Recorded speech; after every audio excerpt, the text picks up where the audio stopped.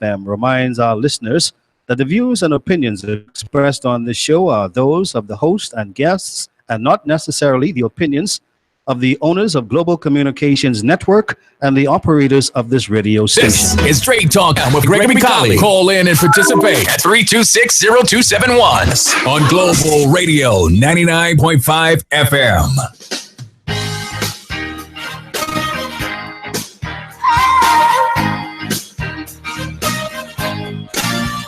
Give me some straight talk, and hold your sugar, please.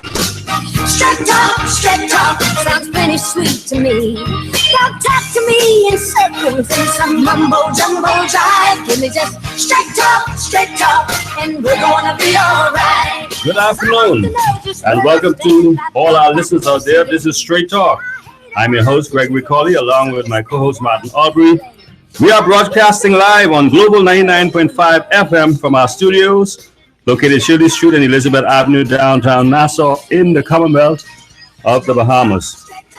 Today's show is being brought to you by Proud Mary, located Carmichael Road, by Doc's Pharmacy, located Robertson Road, by Master Assist, located on Village Road, by Nature's Gift, Fresh Roasted Peanuts, located Market Street South, by Sammy's Chicken, 5 locations to choose from, First Choice of Presents and Sales, by Frankie Campbell and the Southern Shores F&M Association, by Geneva Brass Seafood, located Eden Street off Farringdon Road, and by LRD Construction.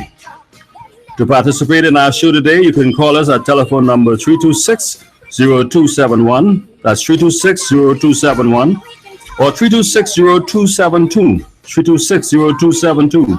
You can also text us at 422-3010. That's 422-3010. We are streaming live at www.globalradio995fm.com.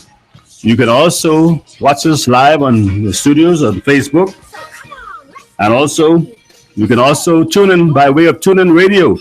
If you have a smartphone and you have data, you can tune in. Just look for Global logo and follow us and tune into Straight Talk. I want to say good afternoon to our producer and engineer, to my co-host Martin Aubrey. Good afternoon. Thank you very much. How are you today? I am great. And we also have a special guest in the studio. Well, I don't know if we call him a guest, but he's a regular here on Straight Talk, the former Parliamentary Secretary in the Ministry of Housing and National Insurance, Mr. Brenzel Rule, and the candidate for the Free National Movement in the Garden Hills constituency. Welcome, Mr. Rule. Thank you so much, and welcome, Bahamas. Well, today, ladies and gentlemen, we once again we have in our studios Mr. Brenzel Rule, and we're going to be talking pretty much picking up from where we were yesterday. We were talking about the post office and the irate constituents of the Garden Hills constituency, particularly those in the Blue Hill Estates, who were reacting to the government's decision to construct the relocated post office at the old Independence Shopping Center at the Antonic Darling Highway. Mr. Roll, once again, welcome, and we want to talk about what you're hearing on the ground as it relates to the residents in that area, their reaction to the government's decision. Do you know whether or not there has been, in fact, a stop order issued by the Ministry of Works? I don't know that for sure, but I'll get to that after I make this statement. And it's in relation to what is happening to the National High School Championship, where the government has brought in students who participate, student athletes from all over the Bahamas arrived in Nassau yesterday to participate in the National High School Championship.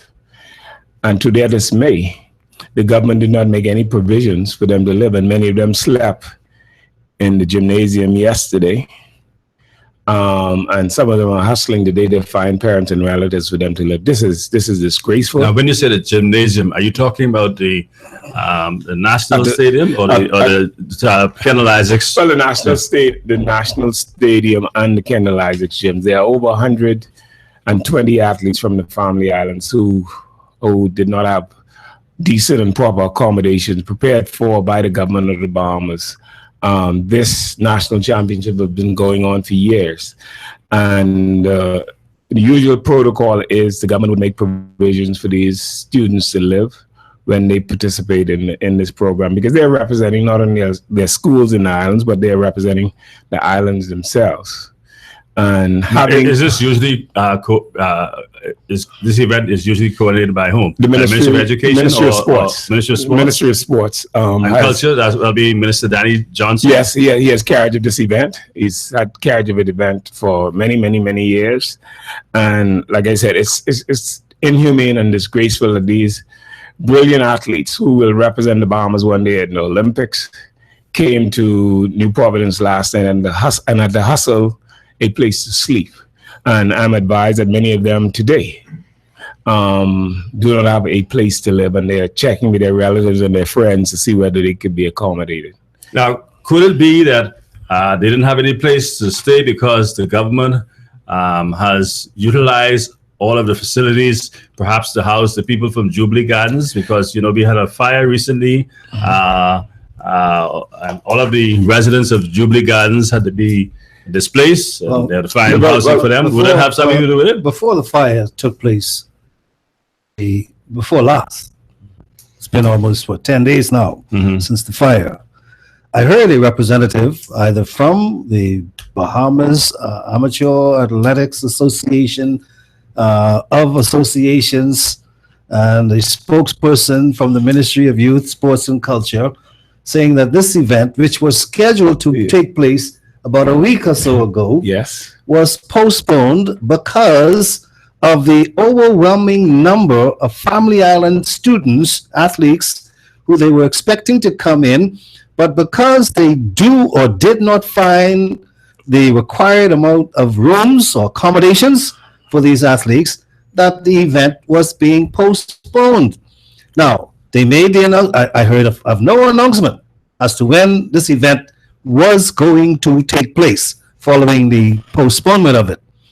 And the reason that they postponed it on that particular weekend was because they were in search of additional accommodations for the hundreds of athletes who they were expecting to come from the Family Islands. So they had a week or more in which to find the accommodations if they had intended to put that event on this week. Well, this is the third time the event has been postponed.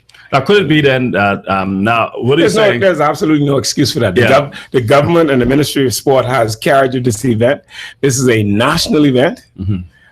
Students from all over the Bahamas come to Nassau to participate in this high school championships. And it's the responsibility of the government to provide them shelter. That's plain and simple. If the government could not provide them shelter at this time, they should have postponed the event. Or cause relatives in advance to make some form of accommodations for these individuals, not to have them in the sports center, in the sports complex, sleeping on the floor, calling their relatives in to say, let's find a place for you to live. But what was the event? Martin mentioned the fact that there was an announcement made that this is the third time it's been scheduled. It was postponed. Yes. But he didn't say did you hear of an announcement. An announcement made that saying that it was scheduled. Resuming. Well, they brought the athletes in. Now, they brought the athletes in. Now, did they bring them in, or the athletes had their tickets and they came in? No, the athletes came in for the event. My information from a physical education teacher is the athletics schedule is so crammed. This is the last time that they could do it. So the government invited them in, and with the view that they were going to find accommodations for these, and that they would use the event as an additional meet to find qualifiers for the Carifta Games and other upcoming sporting events. or activities that the Bahamas will be trying to select teams for, including the upcoming Carifta Games. So this is just another example of the neglect and lack of concern that is displayed by this government towards the Bahamian people. And it's really disgraceful that we have hundreds of student athletes who will at some point represent the Bahamas at the highest level, that they must come to face with the reality that there's no place and no provisions being made by the government to house them. Well, that is unacceptable. if anyone listening from the Ministry of Sports and Culture, particularly Minister Danny Johnson, perhaps you can give us a call here at Global to shed some light on this particular matter, so that we can get a clear understanding on what it is or has transpired relative to the housing and the scheduling of this meeting. And so I get back to the question you asked earlier about the Blue Hill Estates, the construction of the post office in Blue Hill Estates, and you asked whether or not there was a stop order. And I received this note that I will leave with you. I received this note from a resident of Garden Hills, a resident of Blue Hill Estates. And it's interesting to see how this is written. It says, Dr. Majors has written a formal letter to the Prime Minister to request that the project be stopped for thorough review of the impact of the post office will have on the community. This has been done with a view to determine whether the site selected is indeed the best location for the project. The Prime Minister will revert to the representative on the matter, and the Member of Parliament will then revert to the residents of Blue Hill Estates. That statement indicates to me that the work order has not yet come into force, the stop order has not yet come into force, and that construction is still going on. What is also interesting from that perspective is the fact that I believe that residents, after the meeting they held in Blue Hill Estates at the Chapel of the Hill, the resident demanded that they see a permit number, and it is impossible for them to have a permit number for that building if the design is not complete. And if you listen to what was being said, the project design has not yet been complete, but they're building. I guess it's design and build, or build as you design, or design after you build. And so there may be a stop order, but it won't be because of anyone's intervention other than the community's intervention, which was show us a permit, because basically everyone knows that if a permit number is placed on the construction site, then any member of the public could call the Ministry of Works and inquire as to who is the contractor on what is taking place. But then it raises the question, Mr. Rule, how can a construction company get permission to begin a project without the requisite permits? Well, that is a matter for the government to answer the people of Blue Hill Estates as well as the rest of the Bahamas. Because if it were me or you building a building and we didn't have the required permit, we would be stopped and perhaps be fined by the government for seeking to do that. What is interesting to me about this entire construction is two things. The Prime Minister in his 2014-2015 budget indicated in his capital works section that provisions have been made for the construction of this post office in Blue Hill Estates. His words, that the government was making provisions to construct a post office in Blue Hill Estates, and provisions were made in that budget to cover those expenses. The Minister Shane Gibson mentioned no less than 6 times to the public that the government was purchasing the property, the old City Market building, to construct a post office building. Minister Glenn Asano Martin also confirmed that that is what the government was doing. And I found it extremely difficult to believe that the government would make all these public pronouncements and the minister would respond, and the MP for the area would not know. As he said, he was blindsided by this development, and he had only come to know it after it was brought to his attention by residents. Well, you know, that is shameful, but that is perhaps a reflection of his representation. And if he did not know, it shows a deep lack of respect for any MP, that a major construction is going to take place, a major government entity is going to be placed in the constituency that you represent, and you don't know. And then I see in the communication sent out that the MP is meeting with the Ministry of Works to not only determine the suitability of the project, but for them to do a traffic study to see what the impact is going to be on the resident of Blue Hill Estates. I was of the view that if you were going to do these things, they would be done before the construction, not after the construction.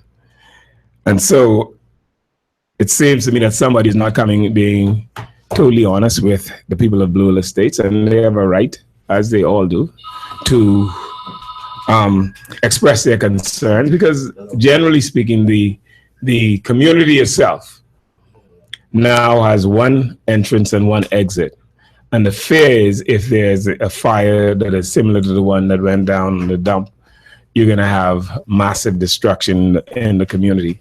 And also because of the traffic congestion in the areas. And that's why on a personal level, I spoke to some residents in the area just to hear what they were feeling. And I informed them that this is not something new. The government should not reinvent the wheel, because when the Tony Williams Darling Highway was being constructed, the people of Blue Hill Estates had a similar problem. The government and Mr. Earlyvaux then met with the residents. Minister DeVoe offered them an alternative exit route out of the community. They objected, and the route that was satisfied to them was the exit out of City Market, out of the City Market premises, and onto the Blue Hill Road connection. But that is not a public thoroughfare, is it? I'm telling you what the government did. The government of the Bahamas then went to the owner of City Market and said to them that they could keep the access open, or the government would compulsory acquire the land through compulsory acquisition to allow individuals to go outside of the property. Alternatively, the government was prepared to create a slip road right that'll be on the northern side of where the area that is rented by Flowers now. The government was prepared to create a slip road right there so that those persons coming out of Blue Hill Estates would be able to get onto that slip road and go up under the regular connector that's onto Blue Hill Road. The owners of the property at the time thought it was a wise position to keep the property open. And this is the first time that we have ever had a problem with keeping that road open. And so some individuals have said the government has bought that property. And I would not be surprised at that because of what the Prime Minister said in his budget communications. But even if the property is owned by a private developer, the government still has the ability to get some land in the interest of the public. And what is the procedure for acquiring land by the government? No, the procedure is very simple. If the government could take a compulsory acquisition or an acquisition in the best interest of the Bahamian people, and the government could say to identify the land that they want, offer a price for the land and just acquire it because it's But in wouldn't the you have to public have domain. house approval on acquisition? In the public domain, Yeah. yes, but you're taking an action in the public's interest, I understand that.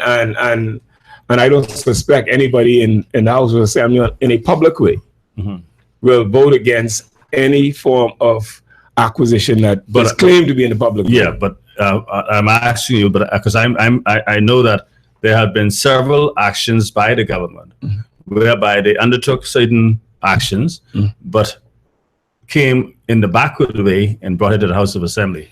Yes. After the fact. Yeah, the government. Is that something that would have happened in this instance? Could happen in this instance? Absolutely. Once it's in the public, once the government can say it's in the public interest, what happens in every case, what the government normally do is the government would come to a private landowner and say, listen, we need this portion of the land for the public use. We will pay you at market value for the land. In the case of when the roads were being constructed, the government determined that they were going to pay above what the market value was to individuals who had property that the roads had to go through. And so all of these tools are available to the government. The eminent domain. The whole question of eminent domain, you're working in the best interest of the public. You're going to acquire this land. It's called in a compulsory acquisition because of it being in the best interest of the public. And that's all the people of Blue Hill Estates want. They just want to have another exit out of the subdivision. So in case there is a... But you do have two exits. You have one... there's only one. There's only one? Only one now. Because the entrance comes in... that's right. That's the entrance from that piece. Yes. And there's only one exit down the road in the vicinity of where original parties are. Yes. And that's their concern. There are other concerns with regards to the post office in terms of the impact of traffic is going to have on their community. Because Blue Hill Estates is relatively a quiet, almost private subdivision, and to transfer 100 plus employees with vehicles in that vicinity, to transfer them into that community, along with the high density traffic that's going to be the result of the post office, it's going to have a tremendous impact on that community, and there are some issues with that. In the meantime, though, is work continuing on that project to your knowledge? Up to yesterday, the workers were on the roof. And is doing the construction. fence still blocking the entrance? And the fence is still blocking the entrance. And if you look carefully at what Dr. May just said, he wrote the Prime Minister and he's waiting for the Prime Minister to revert to him. That is what he was prepared to put in writing. What his verbal suggestion was there was a stop order. That's two different things coming from the same person. But there's also another alternative. Could they not open up the other? Well, further down the road. The government had come up with a suggestion to open up Bolingbroke in Blue Hills. And that is the road that comes out just below the hill if you're coming from south to north. But the engineers have rejected that because of the traffic concerns, and the community itself have rejected that because of the number of vehicles that they would believe will be riding through the community. And so the best possible option was to consider moving the exit just beyond the Flowers location. The natural road that connects Blue Hill Road and the back of that service station is already there. And so all you have to do is take 8 to 10 feet of existing space and then make that a connector road so that the traffic flow within the coming out of the community would continue. That's an option that the government should have considered, since they allowed the developer to close the road on them. But I'm also hearing that the government owns the project. and it's not the developer, I cannot say that with any degree of fact. But if that is true, it's really a reflection of how the government has not taken into consideration the views of the residents. Because if the government now owns that property, as they have said at various times in the newspapers that they were purchasing it, and I don't see any evidence that they didn't purchase it. Two government ministers. The minister responsible for public works, the Honorable Philip Brave Davis, the minister responsible for labor and national insurance, the Honorable Shane Gibson, has told us on more than one occasion that the government has entered into a public-private partnership arrangement with a company. They have not told us whether it's the What's the name of construction the company? company or whether it is another private company that they are doing business with. But at the end of the day, when all is said and done and this building has been completed and turned over to the government to be utilized as a post office, that the government will be paying lease towards ownership of this project. That is what it was. We are being told that it will cost in the vicinity of some $25 million when all is said and done. Well, I'll tell you some of the facts that I know. First of all, the government, through the minister with responsibility for transport, first started the search for the building. She came into some sort of an agreement with the original owners of the building, and I believe the purchase of the land at that time was just over $3 million.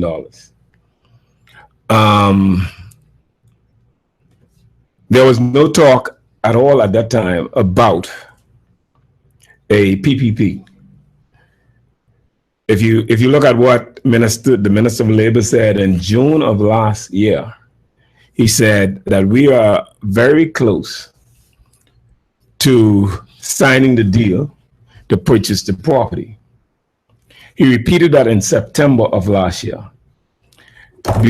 Just before that, the Prime Minister said to the public, I have provisions made in my budget for capital works for the construction of this facility. Now, this PPP talk came in sometimes, I think it was late January, where the Minister of Labor indicated that there was some consideration to a PPP arrangement between the government and this developer. Again, what is interesting is this. Tennyson Wells and his group of companies sought to purchase that building 1 year before at a cost of just over $2 million. The Minister of Transport indicated that the building would cost approximately $3.5 to $3.7 million. Do you know who they were going to purchase this building from? Well, if it's the existing owner, that I believe it may be the existing owner. I know when Minister Wells, former Minister Wells, and I were having this discussion, it was not with that particular owner. And so what I'm amazed about is the potential cost of this building. If you're going to sell it to a private company for under $3 million, and suddenly the government have an interest in purchasing it, you raise it by another $1 million or $2 million. And some people are saying that it went from $3 million to $9 million. I only say that is what I'm hearing, but I don't have any evidence or any fact that is in fact taking place. But what we have heard is that it was purchased for some $3.5 million and then being resold or redeveloped to be sold, repackaged to be sold to the government for $25 million. That's a possibility. I was advised also by some sources, and I cannot reveal these sources at this time, that the government has spent up to $4 million on that project. At some point, the government's got to account to the Bay. Why would the government inject money into a project that's owned by somebody else? I don't know of anybody else apart from one or two individuals in this country who could come up with $25 million and say, I'm going to spend $25 million on this project and then sell it and then lease it to the government, not sell it, and pay rent for it over the years, and that's how I can get my $25 million back. I don't know of any Bahamian, certainly not any Bahamian of color that I know, who could qualify or who have that kind of money. Then, and there may be some, but what about if it's a group of companies? Well, the government like maybe one of the number boys or so. a special purpose vehicle to drive it. Well, that could be so, but the government is not. The government has been very quiet and silent as to who they are, who's doing this development. Because we certainly know that there is at least one entity that's owned the number business, also in the construction business. Well, he bought the first building that the government had identified to be the post office. So could that not be a possibility? I don't know. I'm just saying with the facts that this is what was laid out to the public, that the first place they look at was another city market building. And now a number man is saying he purchased that city market building. It has been occupied by a government ministry and department. And that's a fact. Well, I heard the jingle is playing in the background. We're going to take our first break. Once again, ladies and gentlemen, if you're just joining us, this is Straight Talk, and our special guest today is Brenzil Rule, the former parliamentary secretary in the Ministry of Housing and National Insurance, and the candidate for the Free National Movement for the Garden Hills constituency. This is Straight Talk, and we will be right back after these few messages.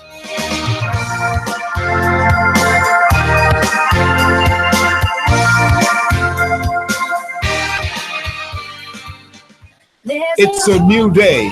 The 29th annual Bahamas Bridal Show, presented by Buttons Bridal and Formal Wear and 40 Wedding and Home Suppliers, Bristol Wines and Spirits, Personal Touch, Estee Lauder, Beyond the Decor, Eye Candy, CIBC First Caribbean Bank, Liquid Courage, Jewels by the Sea, Digital Cafe, Black Opal, and others. Enjoy food sampling, wedding demonstrations, fashion show, $30,000 in prizes, including honeymoon. That's 12 noon Sunday, April 2nd at Malia Nassau Beach Hotel. Tickets $40 at Buttons and Cable Beach. It's a new day at the Bahamas Bridal Show. Extra, read all about it. Sammy's Chicken $5.99 special. Sammy's Chicken does it again. For a limited time only, it's the $5.99 thigh snack special. I tell you. Sammy's $5.99 thigh snack special comes with a 12-ounce Coke, that included. See, I don't lie. For a limited time only, Sammy's Chicken, Robinson Road, Carmichael Road, East Street South, Farrington Road, and the newly reopened Prince Charles location. Sammy's Chicken. Hurry on down to Proud Mary, located on Carmichael Road, and take advantage of their gigantic 25 to 50% off store-wide sale. Yes, you heard me right. 25 to 50% off store-wide going on right now. You can find bargains like mop buckets, 25% off now, $9.68. 3-piece cologne sets, 25% off now, $10.75. Reading glasses, 25% off now, $5.38. T-shirts, 25% off now, $3.23 and $4.30. Avon deodorant, 25% off now, $2.15. Baby tubs, 25% off now, $9.68. Men Crocs, 50% off now, $4. 3-piece bathroom rug sets, 50% off now, $10.75. Men and ladies sunglasses, 50% off now, $5.38. Ladies slippers, 50% off now, $5.38. Men caps, 50% off now, $3.23. Get these and many other great bargains at Proud Mary's 25 to 50% off store-wide sale this week. Proud Mary, located Carmichael Road, opposite Carmichael Road Police Station. Telephone 361-1363. Team Campbell has been mobilized in the Southern Shores constituency, and we are ready to positively engage your youth with wholesome recreational facilities, extracurricular activities, and after-school programs, not just for some, but from Rocky Pine in the north to Marshall Road in the south. There is a man reporting for duty for the entire Southern Shores for 60 months. That's right, 5 full years of representation. That man is Frankie Campbell. And in Southern Shores, if you have not already done so, it's time to get registered. Register at the Garvin Times Primary School or the Carmichael Road Post Office. Vote for Sarge. Southern Shores, you deserve better, and better is coming soon.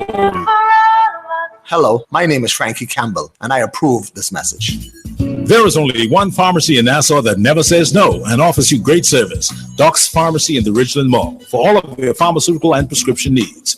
At Doc's Pharmacy, great service is more than just giving prices. Filling your prescription is easy. Just call 322-3627 today. Doc's Pharmacy in the Ridgeland Mall, Robinson Road. The pharmacy that never says no.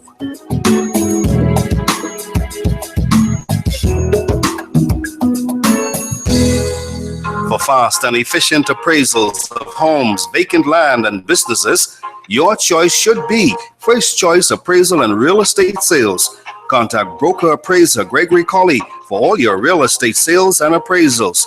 Call 422-3010, 565-8896, or 341-0582 for listings of vacant land, residential and commercial properties, and all your appraisal needs. LRD Construction has a proven track record as a general building and construction company. Its remarkable team is ready to provide quality and proficient service on projects big or small.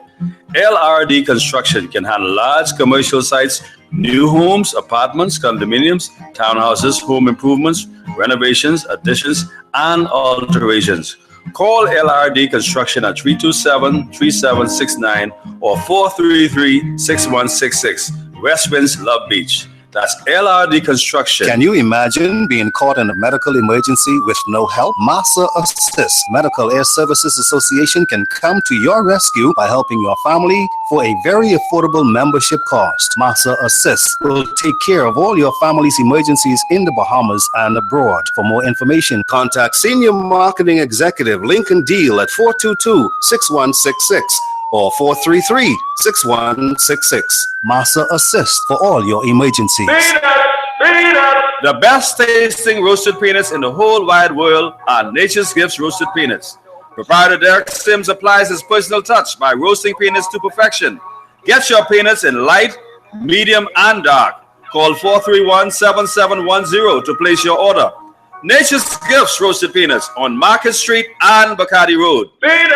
Want to reach your target audience? Advertise here at Global Radio 99.5. We hit the mark every time. This is Straight Talk with Gregory Colley. Call in and participate at 326-0271 on Global Radio 99.5 FM.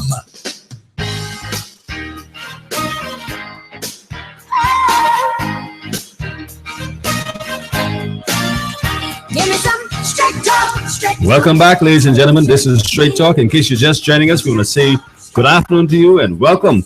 Again, our special guest today is Mr. Brenzel Rule, the former parliamentary secretary in the Free National Movement's government in the Ministry of Housing and National Insurance. And he is also the candidate, former member of parliament for Garden Hills. And he is now trying to regain that seat that was lost to the present member of parliament, the Speaker of the House of Assembly, Kendall Major. Mr. Rule, before we took the break, we were talking about the impact of the new post office building that is being renovated or reconstructed, whatever it is. Was that a good decision to relocate the post office to that location? And at the same time, the government is carrying out renovation to the existing building. What's going on there? What can we make of that? I would not have accepted that space there. The government, before the Lula Estates building, the government bought another city market building on Market Street that has adequate space use. And if the government wanted to construct a building, they could have easily constructed that. Which we already own. Which is owned by the government. It's not far from where we go now. To the existing post office before it was shut down. And so if the government was interested in saving monies and being prudent in their spending, the post office would have been relocated to the first city market building that was bought by the government and owned by the government. Secondly, it seems to me as if this must be a special arrangement. And primarily because for the government not to engage the residents of Blue Hill Estates about the relocation of this building to their neighborhood is totally not acceptable. The government cannot in its own way say that we're not going to impact this neighborhood in a negative way. Like I said, you're talking about high-end trucks coming into the neighborhood. You're talking about injecting an active high-density flow of traffic to the neighborhood. And there's also some issues in the neighborhood that they now feel have impacted them from the outside. And this would be a further attempt to bring people into their neighborhood that they and within their rights should not be there. And I don't know whether or not there was a specific code violation, but I hear them talking about making a 3-story building, blocking the views effectively of some residents in the area. Not only blocking their views and their vistas from the area, the fact that, again, more traffic, high traffic, more people, more congestion. The fact that persons must now are forced to drive down in the morning traffic from Blue Hills to go to the roundabout by C.W. Sawyer and to come back to Blue Hill Road to move out is an additional pressure that you're putting on the community. All of this without consulting or informing the committee. As a candidate in the next general election for this very constituency, what are you saying to these people who are screaming out about what they determine to be infringement on their rights by this new development coming into their neighborhood? What are you telling these people, and how would you help them to remedy the situation? Well, they're doing the right thing, and they are, even without my assistance, they're bringing pressure on the government to cause the government to reconsider its position. And since the design for the post office has not been done, and since there are other locations that they could place the post office, what you see is community actions at its highest level. That is something the F&M government would not have done in the fashion that it was done. I believe if consideration had to be given to a government building, it certainly would not have been a building to go 3 and 4 stories high to block the vista and views of individuals in the community. Some consideration had to be given to the entrance and exit roads in the community. And there would have been more consideration given to continuing to keep the subdivision as privately as they could. Now, we all agree that the post office in its existing form cannot house the postal workers in that building. And so the government was obligated to find someplace else. But there were many other options they could have used. Either, like I said, either a city market building that is now owned by the government, or even in the back of the post office, that's owned by the government. So if they wanted to construct another building, they could have constructed a building right in the back of the existing post office and moved the parking to the front. So there are many options that could have been used to reach the goals of the government. But it seems to me, since the government is hiding from the public this arrangement, I say something fishy is going on in the arrangement, and the government ought to come clean with the Bahamian people and come clean with the residents of Blue Hill Estates, because they're the ones that are going to be impacted greatly by this traffic and traffic flow and the amount of activities in and around their communities. And that's why I urge, I was to the town meeting, for example, and I was totally amazed that it was not organized. No one in the meeting could say, they didn't even have the right map or drawings of the building. So it but wouldn't that be somewhat, it seemed to be the modus operandi of this government to confuse and not to come clean on anything? I think they've picked the wrong group, because this is a very aggressive group of residents. They know what they want. They're led by a young and talented community organizer, and it would have been my advice to the government is to come clean with them one time, to let them know what the facts are, as opposed to hiding behind the facts. Because if the prime minister, what the deputy prime minister and the MP for that area has done is going to cause another investigation, because we will now look at the 2014, 2015 budget where the prime minister says, look, monies have been allocated in this budget to do this work. Mm-hmm.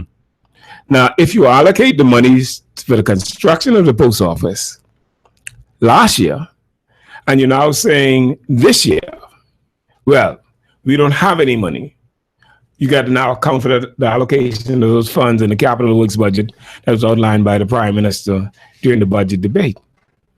Let me ask another question. In terms of the location of the country's main post office, is it normal to have that main post office located outside the city limits? I don't know. I don't know. I would not have, like I said, I would not have located it in a private subdivision. If there was a proper open space, government-owned space someplace else, I would have perhaps moved it to that location. Certainly, I would not have. But I'm saying, in terms of being a tourist-oriented country, it's very difficult. Tourists will be coming to look to see your post office, where your landmarks, building your landmarks and so forth. Is this something that is normal, that you'd move it outside your city limits? That's not a good choice. But like I said, this location was not predicated on any of those things. Mm-hmm. It seems to me that this location is predicated on a deal that is to come, or a deal that is in the works, or a deal that has already been made. Mm-hmm. Otherwise, the government would not have spent all this money for the property. Mm-hmm. I mean, why should the government buy a smaller piece of land to put a post office when they have a bigger piece of land owned or previously owned by City Market again, since City Market is a common threat? All they could have done was relocate this post office to the property that the government bought from City Market on Market Street. You have adequate parking, you have land that's owned by the government, and the government could have built on that land. Mm-hmm. In addition to that, there's adequate land space at the existing post office. Mm-hmm. So if it was a question of just building, that is what the government should have done. Mm-hmm. The fact that they have selected this private developer and on this land that they claim to be private, and they are not prepared to disclose who the owner is or who the developer is of this land, then that suggests to me that that's a deal in the making, or a deal that has been made already. Let me read this text, this WhatsApp message that came in to us. It says, "Good day," and then we'll get your reaction. "Good day. I would like to know, why does the PLP only buy old City Markets buildings? And why is the government now renting so much office space from Sabas? Is our VAT money now being used to buy these buildings and pay rent to the number man?" The reverse of that could be, is the number man using the government to clean up their monies? And that's a question that the government's got to be able to answer to the Bahamian public. And that is, if the government is legitimately engaging in a business with the number of people, and it's not illegitimate, just the banks have said that they would not take their monies. Well, the bank can take the government money. And so the question could be, what is the government assisting the number of people to clean up their assets? And that's a question the Bahamian people got to put to the government and cause them to respond and answer their question. I'm also getting another text here saying that and also related to the same area that you represent, RBC Carmichael Road closed their branch today at 11:30 due to the smoke emanating from the landfill.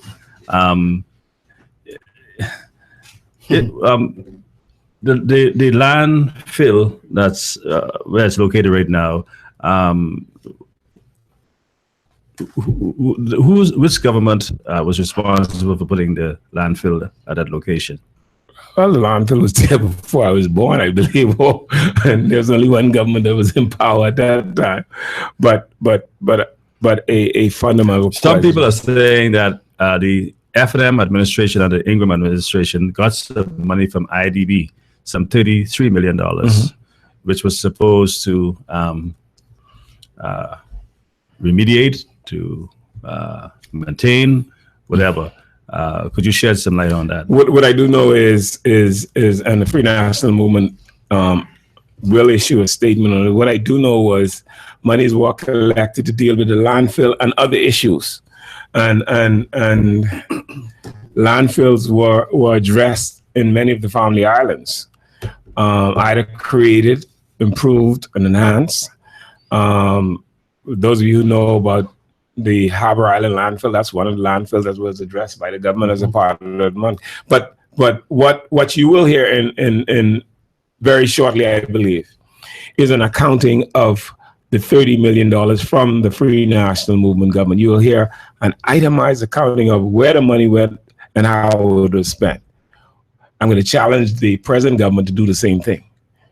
And so I absolutely have no concern over the fact that monies were allocated to assist with landfills and to deal with some of the issues. And if you know the Ingram administration, one of the things that I'm always very proud of is the fact that he can give an account for, and has given an account for, fundings that was allocated to his government. The other question I have is, given the geographical location of the landfill, was it a prudent, wise decision of the Christie administration to have developed a public housing project so close near that landfill? Absolutely not. Not to the extent that it is so close to the dump. I guess there was not as much environmental concerns then as it is now, but in retrospect, I think the individuals that are located and that are impacted directly by that landfill should look for some form of compensation. To be fair, let me say that you too would have continued the project that was started by the Christie administration in developing Jubilee Gardens. Because when you would have come to office, you would have also further developed some housing. Not in Jubilee Gardens. You didn't do anything in Jubilee Gardens? You did nothing in Jubilee Gardens. Okay. Did you do any in the surrounding areas near the public landfill? No, we didn't do the closest subdivision to be developed near the landfill would have been Dignity Gardens, that's very far away. Yes, yes. And so why did you not continue? Because obviously there were more land made available when they developed the first phase. I think why did you not continue the second phase? Because that was when problems were beginning to come to the fore about the landfill and the fires at the dump. Yes. And so we shied away from going in that direction. And when the Christie administration returned, they continued the project. Absolutely. Ladies and gentlemen, our phone lines today, 3260271, 3260271, 3260272, 3260272, or you can WhatsApp or text us at 422-3010, 422-3010. Our phone lines are open. You are welcome to call and participate in the show. Again, our special guest today in studio is Mr. Branzel Rolle, the Free National Movement's candidate for the Garden Hills constituency and the former parliamentary secretary and representative for the Garden Hills constituency.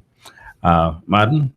Well, thank you very much. And I want to take Mr. Rolle back to the Blue Hills Independent Shopping Center and to find out, based on what I've heard in that communication you were reading from the member of parliament to the constituents about reverting. He will get back to them once the prime minister gets back to him, and once the Ministry of Public Works gets back to the prime minister, then the people, they will find out exactly what the government intends to do. But in spite of all of the protestation that you were getting from the residents of Garden Hills constituency, what is it that they are willing to accept in this whole situation? And if it is not something that they find to be acceptable, what do they say they intend to do? Just before you, I don't want to break you in the middle, but we have two calls on the line. Let's take one of these calls and just stick a pin on it. Let's take this call. Welcome to Straight Talk. Good afternoon. Good afternoon, Brother Colley and your guests, Brother Aubrey and good afternoon, the Parliamentary Secretary, my colleague, good afternoon, and the next Member of Parliament for Garden Hills. This is Frankie Campbell. I trust that you guys are well. Yes, we are, Frankie.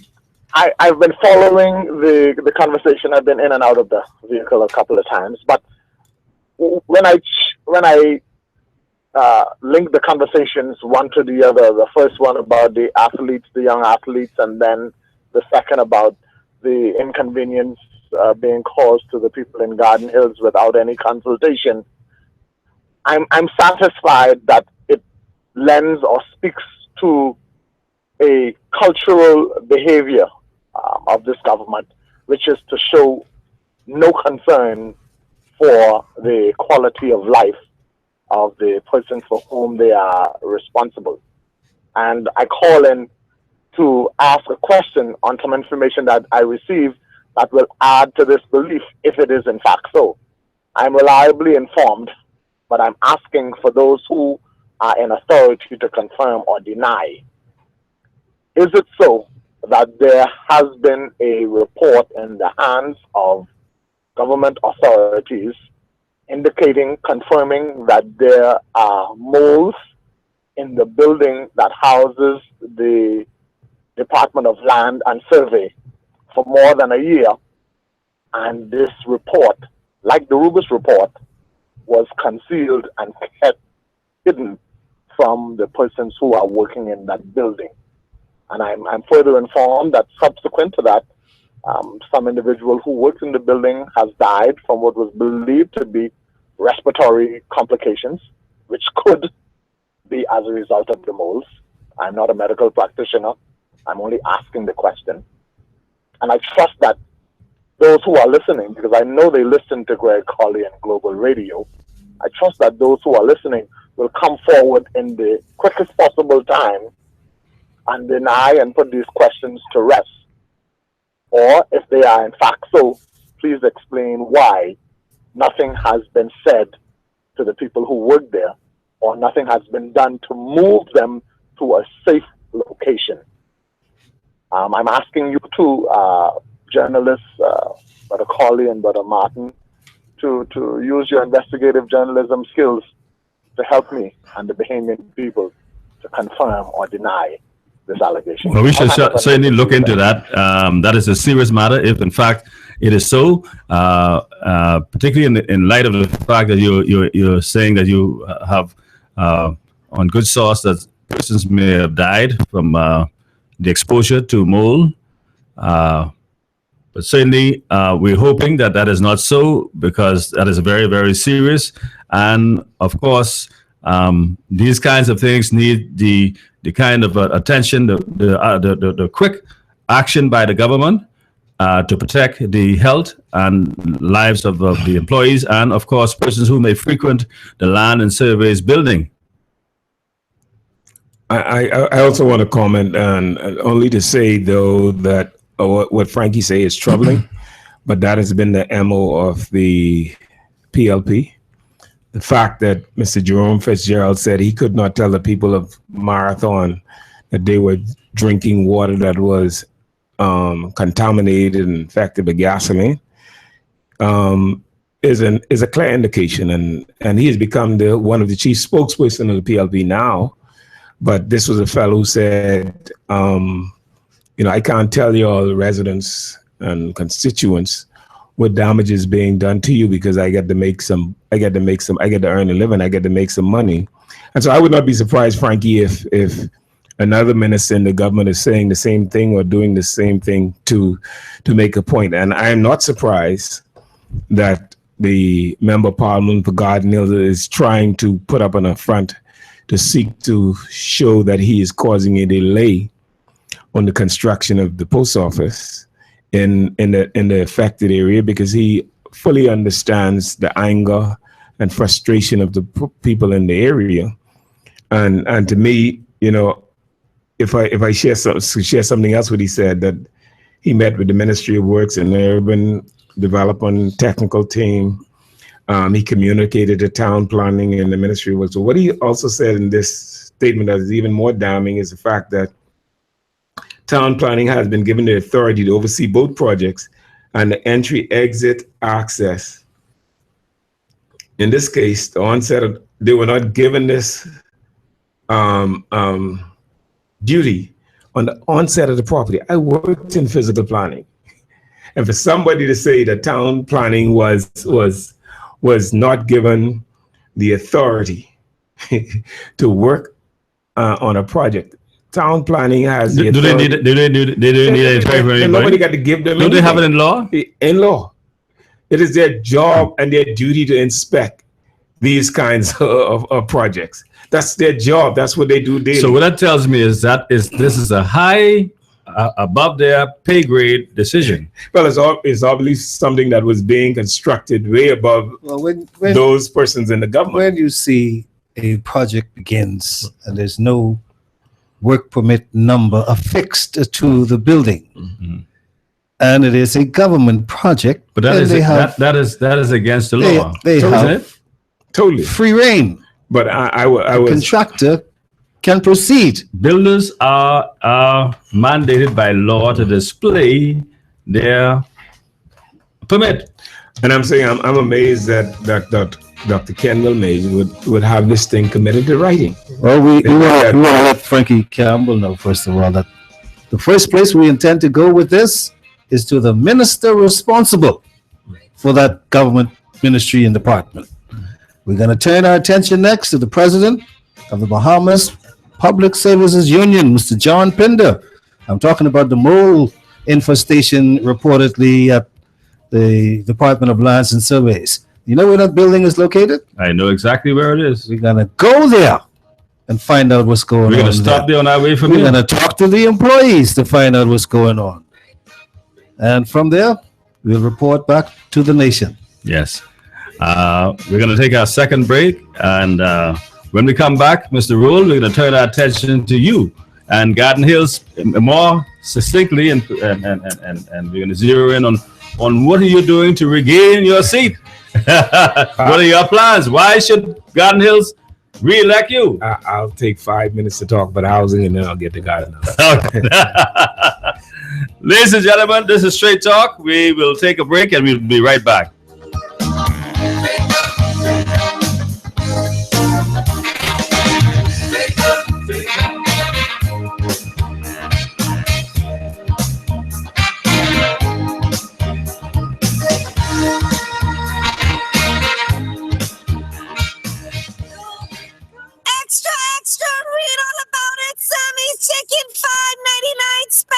Sammy's Chicken does it again! For a limited time only, it's the $5.99 Thigh Snack Special! I tell you! Sammy's $5.99 Thigh Snack Special comes with a 12-ounce Coke, that included! See, I don't lie! For a limited time only, Sammy's Chicken, Robinson Road, Carmichael Road, East Street South, Farrington Road, and the newly reopened Prince Charles location! Sammy's Chicken! Hurry on down to Proud Mary, located on Carmichael Road, and take advantage of their gigantic 25 to 50% off store-wide sale. Yes, you heard me right. 25 to 50% off store-wide going on right now. You can find bargains like mop buckets, 25% off now, $9.68. 3-piece cologne sets, 25% off now, $10.75. Reading glasses, 25% off now, $5.38. T-shirts, 25% off now, $3.23 and $4.30. Avon deodorant, 25% off now, $2.15. Baby tubs, 25% off now, $9.68. Men Crocs, 50% off now, $4. 3-piece bathroom rug sets, 50% off now, $10.75. Men and ladies sunglasses, 50% off now, $5.38. Ladies slippers, 50% off now, $5.38. Men caps, 50% off now, $3.23.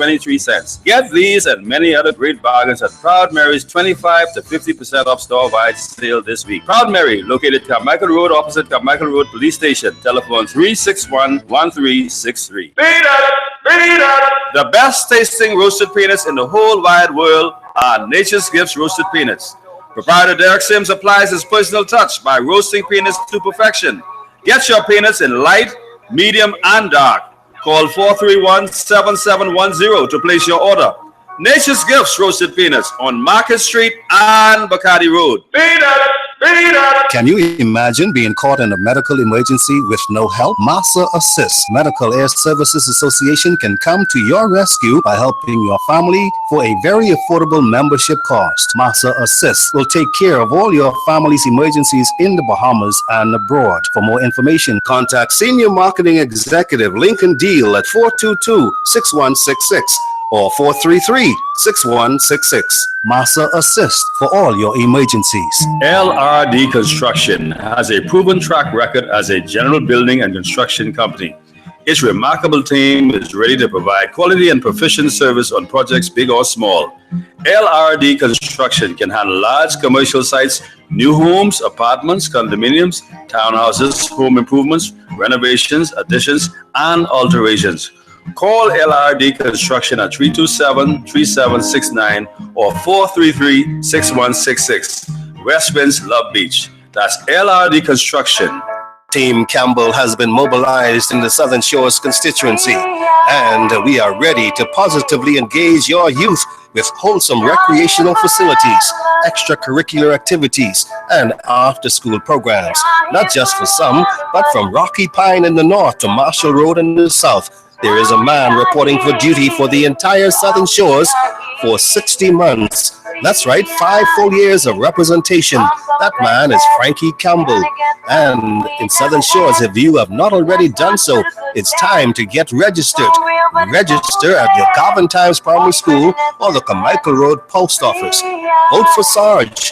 Southern Shores, you deserve better, and better is coming soon. Hello, my name is Frankie Campbell, and I approve this message. For fast and efficient appraisals of homes, vacant land, and businesses, your choice should be First Choice Appraisal and Real Estate Sales. Contact broker appraiser Gregory Colley for all your real estate sales and appraisals. Call 422-3010, 565-8896, or 341-0582 for listings of vacant land, residential and commercial properties, and all your appraisal needs.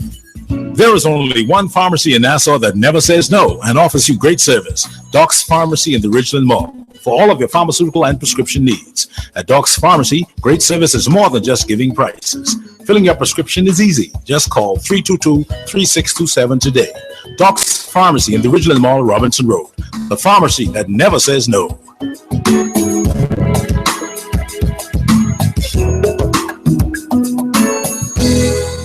Want to reach your target audience? Advertise here at Global Radio 99.5. We hit the mark every time. This is Straight Talk with Gregory Colley. Call in and participate at 326-0271 on Global Radio 99.5 FM.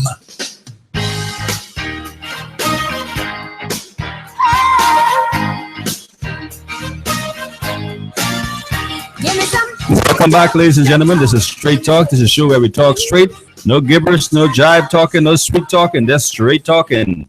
And we have a call on the line, so we're going straight to the phone lines. Welcome to Straight Talk. Good afternoon. Good afternoon, Martin and Mr. Colley and Mr. Roll. Good afternoon. How you all doing today? We're doing good. How are you? Well, I picked up my card this morning. You have your card now? Oh, yes, and I kissed up about 10 times. One man asked me, he said, Miss, you want to eat the card? I said, no, I won't swallow it. But I picked up my card and I was happy. All I do is, Mr. Roll. Yes, ma'am. How you doing? I'm well, ma'am. I know you, but I know you. But when the bell go ring, tell them ring the bell now because I pick up my card. I'm ready to go. You ready to go? Yes, sir. And tell all your friends get ready as well. Man, they done know that long time before me. Oh, they ready as well? Mm-hmm. Yeah. But I pick up my card, Yes, ma'am. Yes, ma'am. I was happy when I got it. I kissed it about 50 times this morning when I pick it up.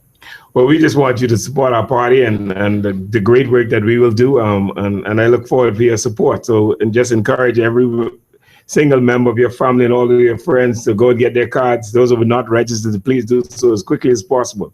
They done pick up the card before me, but but they can pick up the card. You ain't got to worry about that. Okay, ma'am. All right. Thank you very much. Have a good day, man. You too. 326-0271, 326-0271, 326-0272, 326-0272. Or you can WhatsApp or text us at 422-3010, 422-3010. Mr. Roll, go ahead. You're taking a second bite at the cherry, so to speak. What's happening in Garden Hills? What can the voters look forward to? Well, it's showing me the phone line. Let's hold on to that. We'll come to you with that question. Let's go to the phone lines. Welcome to Straight Talk. Don't worry, Mr. Rowley, got to tell you what happened in Garden Hills. I can tell you what happened in Garden Hills. You tell us what's happening in Garden Hills. People mad with Dr. Kendall Major in Garden Hills. Listen to me. All of my girlfriend them who living in Garden Hills. Wait a minute. Hold on. Which have been all your how much girlfriends you have, all of my girlfriend them, that's her sisters, her brother them, and all them, right, who vote for Kendall Major the last election, right? They getting red. I can tell Kendall Major this, he listening. He should, if they know family, he should be listening, because guess what? He's one of them. He's on his way back to the House Assembly now. Yeah, he should be back on his way, but they be listening. They listening to y'all, because they know Mr. Roll on. But let me tell you, Mr. Roll, you see me right here, I like Menace. And I'm a Menace fan, big time. And many days I didn't make up my mind who I can vote for. And right now I still ain't sure who I can vote for. But I can tell you this, I'm voting for no Dion Smith. And the DNA fell who we get around here, Wallace Roll, he definitely can't get my vote because he ain't ready. Now, Harley is the only person. Let me be real with you now, because I'm a realist. Harley is the only person I really see canvassing and walking the area for the past 7 months. Not say Dion Smith, he walk around here and there. My biggest problem I have with Dion Smith was all those persons in BAIC listening in that little room right now who listening to Barnes to the Bold One. We don't really need no BAIC people walking in Nassau Village. When you a member of parliament, you need at least 30 people would live in that constituency named Nassau Village. You can't have no 2 and 3 people who people in or they run coming around with you campaigning in Nassau. You always cost yourself getting all kind of problem with a fellow like me. That's why my good teaching there now know. He know Bannister don't play no party politics. Because he know if he win, and he know if he ministry falling down, I have to spike up my teacher a little bit. He know that. He know, Mr. Branson will know that. I know fully Bannister. You know that because you had to probably spike me once or twice too in school. Hey, because you don't play. But listen what I saying though. Listen what I saying. Real talk. Kendall Major gone. Alright? And he like Kendall Major don't know me. He know me. And I want you to know, Mr. Roll, a lot of politicians who listening to me right now could be saying, but it's a suck, eh? I may be do something for this boy, look at this boy. Listen, and they know better. They know better. They know just how I go, Mr. Roll. Mr. Roll, that's why I'm saying this. There are some people in there for them too who are into either. And whether they win or lose, and if they fall in down, I have to beat them up. But Menace is my boy. Listen. Before I leave, I can tell you that I believe you all could win 23 to 24 seats. Me, I could be wrong. They could call me stupid, fool, whatever. But honestly, they don't respect me anyhow, even though I predict election every 5 years. I believe they happen to win 23 or 24 seats. Me, okay, that's what I believe. I ain't listen to Tennessee West with all them seats. Now you saying those 22 or 23 seats, they're sure seats. They sure seat for the F and them. And the rest will be gravy. People on your bragging, but just see that. There are people in Abaco and in Lutron. They can vote F and them, you know. The people in Exoma ready to vote F and them, you know. Listen, a lot of people is what's up me from the family island. Who run red, who's red gold. We, Alfred Gray is gone. All of my boys, some in Auckland like Sir Henry Roll and Stafford Bohan and them. It tells me, let me know that we, Alfred Gray, is gone. And Bannister saying that Alfred Gray, you listening, Viceman, I don't know if you go win that seat in 100. Because them people in 100 say so much on your run either. And you listening to me right now. Alright? So I get end with this. So I look at your constituency where Dr. Kendall Major is supposed to be doing something with this park. Which you mean the park? Park supposed to be fixed around here. You mean the park that I caused the government or got the government to acquire the land for the public use, and Dr. Major came down there with plenty of cars to say he was having groundbreaking? Is the park finished, Mr. Roy? The park was completed while I was in office. We had a kids play set on it. Yes, sir. And every single member of parliament before me promised to put Persons and Gardeners number 2 that they would acquire the land. Yes, sir. I had the great opportunity to cause the Prime Minister to acquire the land for the residents of Garden Hills. Yes, sir. And we constructed a park and we put a play set on the park. The play set is still on the park. The only thing that Mr. Major has done to the park so far is move the play set from the front of the park to the back of the park. And I'm told that he's given a contract to somebody to I know who he gave it to. Of course. But the park ain't finished though. Absolutely not. The park ain't finished. Dr. Kendall Major. Man, come on, man. The fellas around there have been telling me, please hurry up, finish the park. Why, Branson Road, you get a lot of votes for it. Plenty people hot with Dr. Kendall Major. I don't care how much PLP who know me and like me and hate me, listening to me today. Kendall Major and V. Alfred Green, plenty of that. You see Manley Griffith? Yes. People scared to say that. That young boy in there for them to beat Manley Griffith. Manley, I hope you listening too.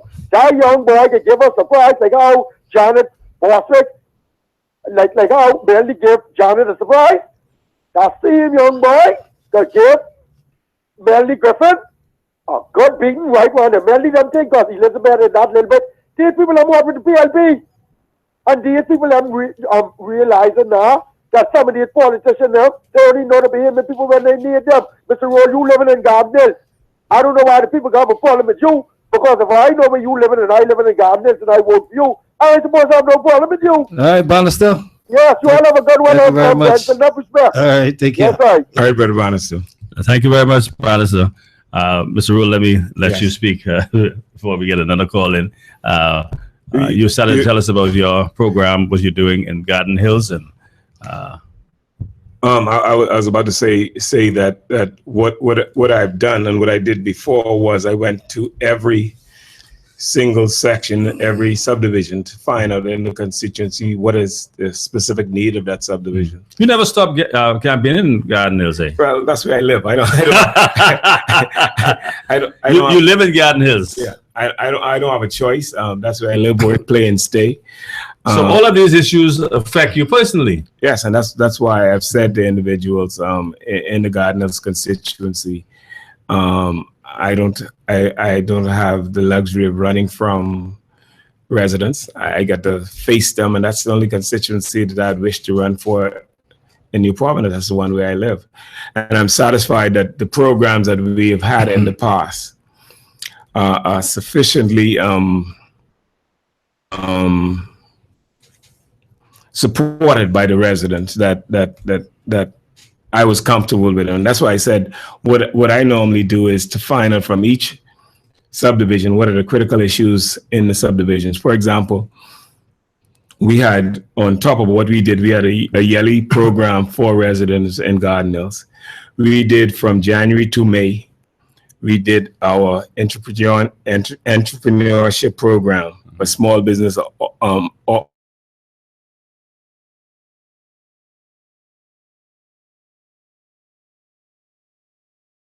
us.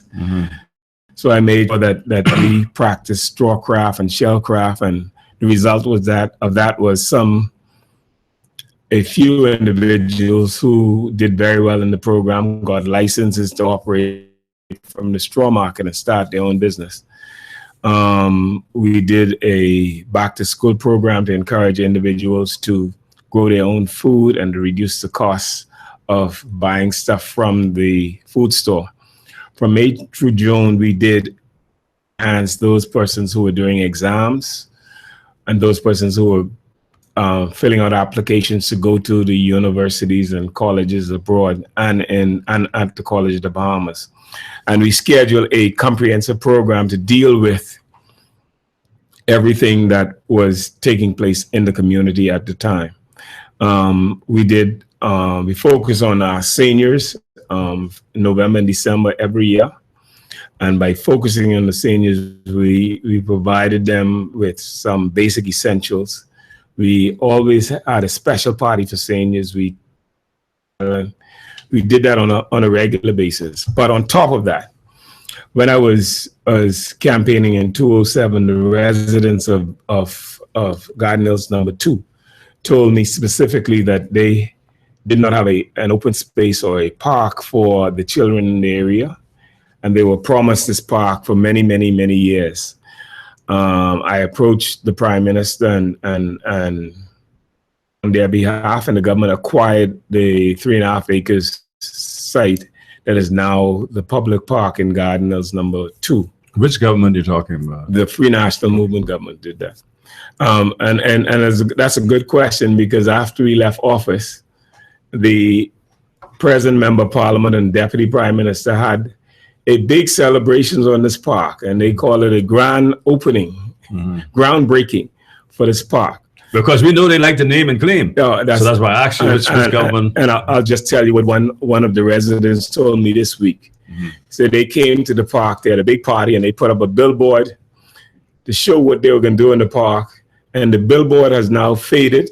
And that's the only thing they did on the park for them so far, is put up a billboard to say what they're going to do. And they cannot now see what is being done.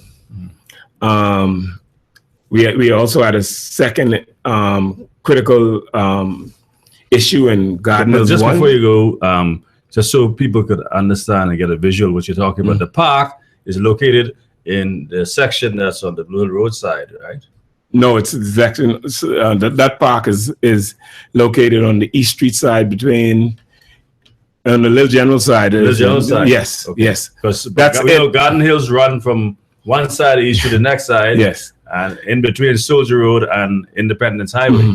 Well, that was the section that I represented in Garden Hills, where there was no. How far to the west is your constituency? It goes as far as the Somali Butler Highway. Okay. And I was saying that was the constituency then that I represented. So there was no playground. Include Pride Estates, except for the portion that the speaker took out, because he was of the view that too many of my supporters were in that area, and they were cut out of Garden Hills and put in the Golden Gates. The speaker took out. He was the Boundaries Commission. He is the chairman. He is the chairman. The chairman takes responsibility for the Boundaries Commission. So you're saying he gerrymandered the that's clearly gerrymandering, because he took out a section where he perceived that there was. Now let's be more specific about the section. Where is this section on the map? Where is it located? It's Pride 3. He took out Pride the whole Estates number 3. Yes. And what's the demographics? What's the demographics in there? Relatively new government subdivision. They are very, very young homeowners. But he took it from you and he gave it to Shane Gibson. Well, he said that Shane Gibson could stand that pressure. he was not prepared to stand the pressure of the votes of the millennials. So told me Shane Gibson's in the back, and so now he's in the back. He's like fly. Well, he's put up speed bumps that in the corners that are dead end, so the people are frustrated as to why speed bumps were placed in their communities, when all they asked for was speed bumps along Island Drive. And I guess Shane was so eager for support, he put speed bumps all over the place. Speed bumps in every corner and every dead end. But just look at the residents of Pride Estates access any road in the back of that subdivision to get onto Carmichael Road, for instance? Yes, they can get onto Carmichael Road. It's only the Pride 3 section that was taken out. They go through.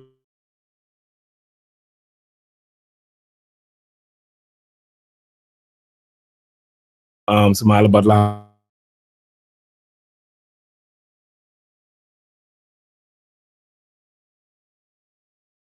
you inject away gerrymandering.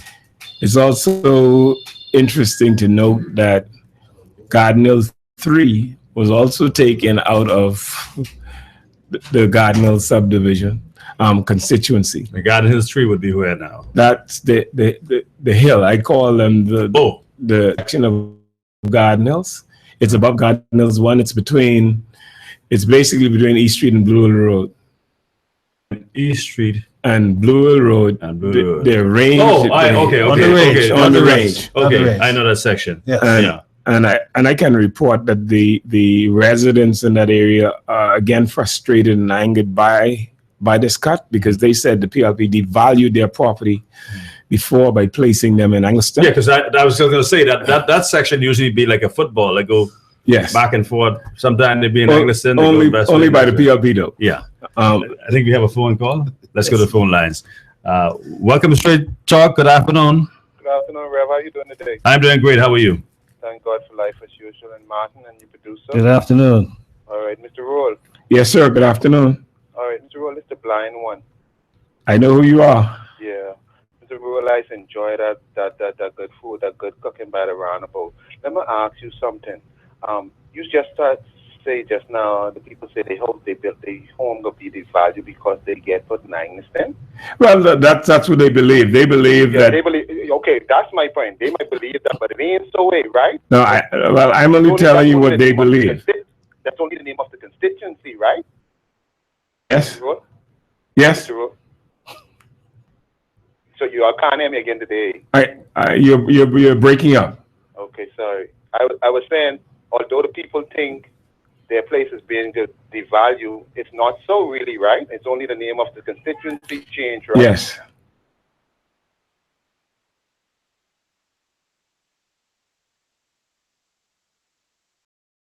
I didn't hear you breaking up again. Sorry about that. I say, if you live in a certain area, you think it should still be valued the same thing. But what I want you to hear me clear, if it's possible, I was wondering if you're going to ask the former Prime Minister, Mr. Ingram, to come around there and campaign and walk with you to make sure take out that Kendall Major. If Mr. Ingram have time, are you going to let him come around and campaign with you to take Kendall Major out politically? Mr. Ingram has indicated he's as you know. Everybody, I mean, the word on the street is he love you, Brentsell Road.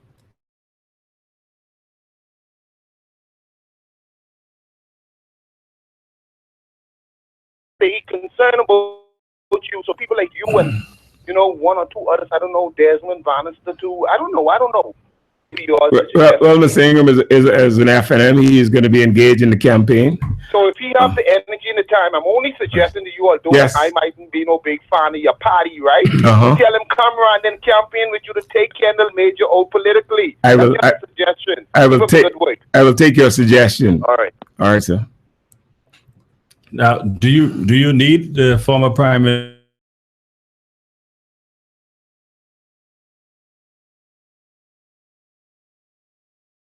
Any party would.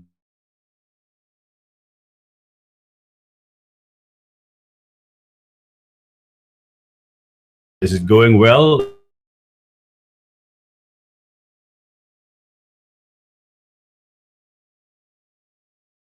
Change the boundary line, but you can change the heart of the Bahamian people. And I think the Bahamian public, from what I gather during my campaign, the Bahamian people have decided that they're not going to support the PLP in this coming election. So I am honored to be on the campaign trail. I feel comfortable with the residents of Garden Hills. They have given the PLP a shot, and they are disappointed with the results. With regards to Garden Hills, I'll just tell you about one story what happened just before the 2012 elections. We are having a function on the park in Garden Hills, number 1. And we had just put up a tennis court and a bathroom facilities, and we were having a bathroom facility. And we were having a function on the park. And the then candidate, Kendall Major, came with an entourage with plumbers to say that they were going to connect the bathrooms. They were going to connect the bathrooms, water to the bathroom. That was in 2012.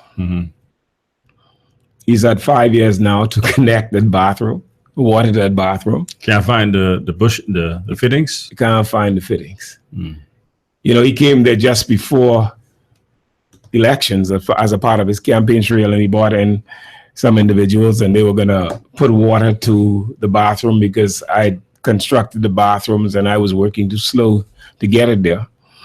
We just finished the bathrooms, by the way, but he thought that he could upstage what we were doing, so he brought his plumbers in, and they had pipes, and they were going to run water to the bathroom. Well, they can't find the fittings, they can't find the pipes. It's been 5 years now, and the bathroom is still without water. We have a call on the line. Let's go to the phone lines.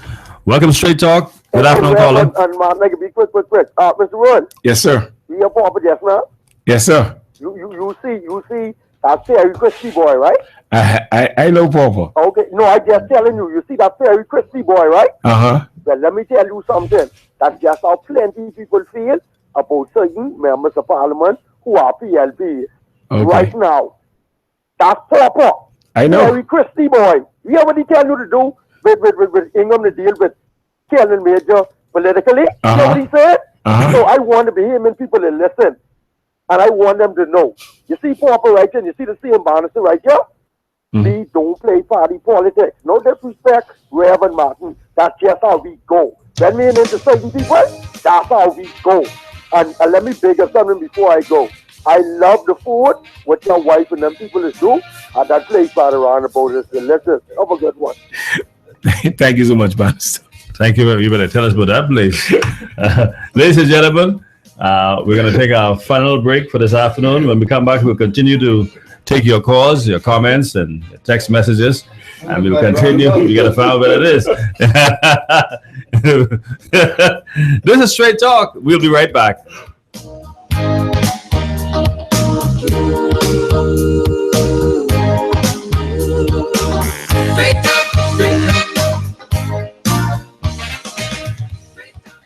It's a new day. The 29th annual Bahamas Bridal Show, presented by Buttons Bridal and Formal Wear and 40 Wedding and Home Suppliers, Bristol Wines and Spirits, Personal Touch, Estee Lauder, Beyond the Decor, Eye Candy, CIBC First Caribbean Bank, Liquid Courage, Jewels by the Sea, Digital Cafe, Black Opal, and others. Enjoy food sampling, wedding destination show. $30,000 in prizes, including honeymoon. That's 12 noon Sunday, April 2nd at Malia Nassau Beach Hotel. Tickets $40 at Buttons and Cable Beach. It's a new day at the Bahamas Bridal Show. There is only one pharmacy in Nassau that never says no and offers you great service. Doc's Pharmacy in the Ridgeland Mall for all of your pharmaceutical and prescription needs. At Doc's Pharmacy, great service is more than just giving prices. Filling your prescription is easy. Just call 322-3627 today. Doc's Pharmacy in the Ridgeland Mall, Robinson Road. The pharmacy that never says no.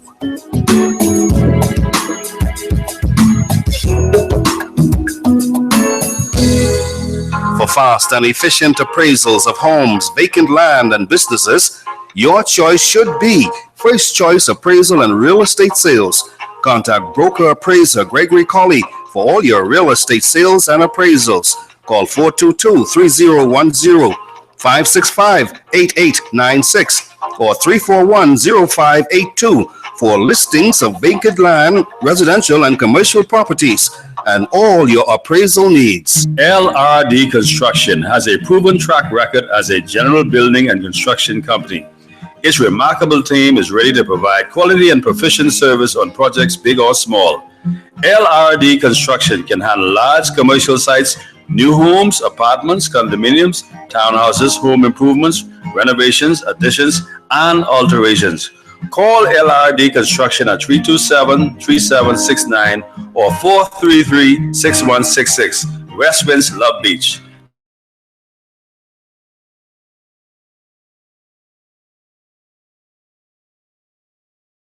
Positively engage your youth.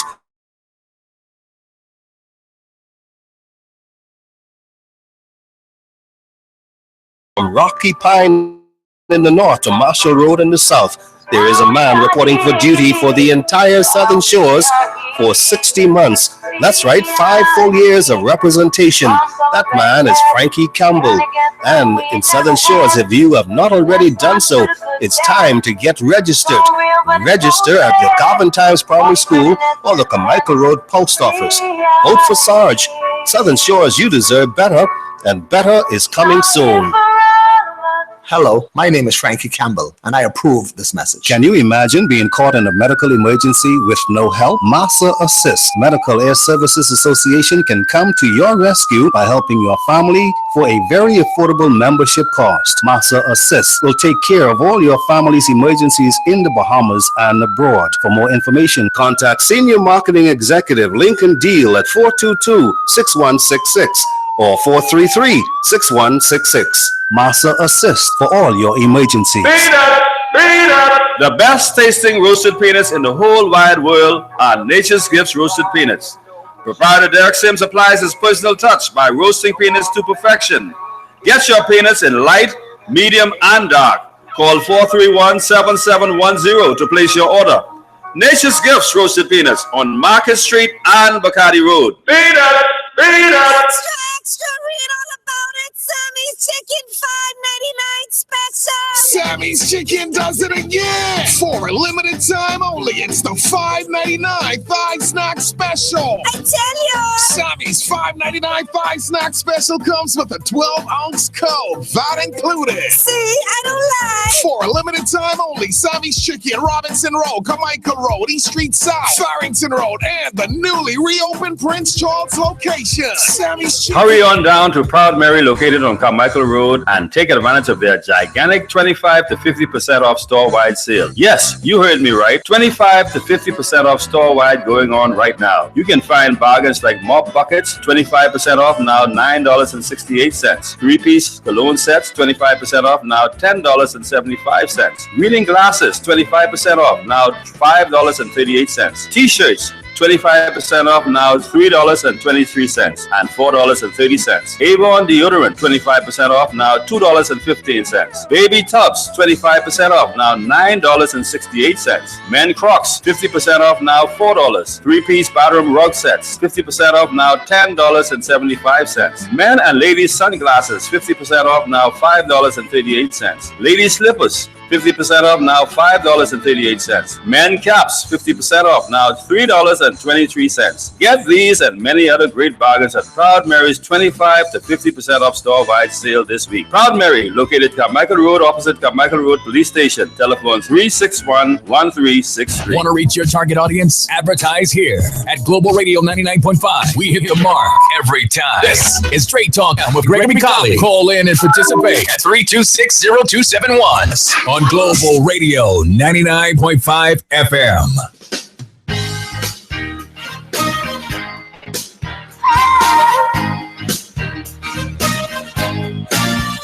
Give me some straight. Welcome back, ladies and gentlemen. This is Straight Talk. This is the greatest show, only show, and the only show that tells you just like it is. Absolutely. Talking straight. We don't pull no punches, no jive no talking, sugarcoating. no sugarcoating. We tell it like it is. Ask Benson Rowe. Straight talk. Straight talk.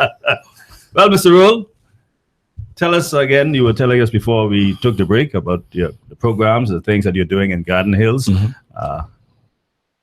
Well, basically, what I usually do is the party sets out the framework for where we're going to go. And I believe, and I've been saying to the residents of Garden Hills, the party is proposing in its manifesto, for example, that it's going to make education free for qualified persons up to the University of Bahamas level.